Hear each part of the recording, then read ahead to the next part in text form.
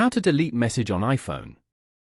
To get started, first of all go ahead and open up the Messages application on your phone. The Messages app on iPhone allows users to send and receive text messages, photos, videos, and other media. You are now in the Messages page where you can view all your messages.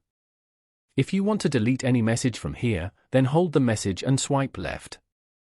And then, tap on the Delete button as shown. Tap on Delete again to confirm.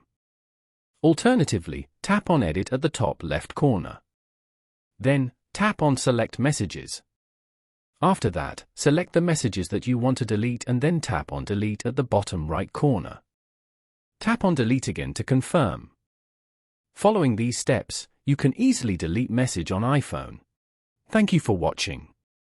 Please leave a like if this tutorial helped you, or leave a comment below if you have any questions related to the video.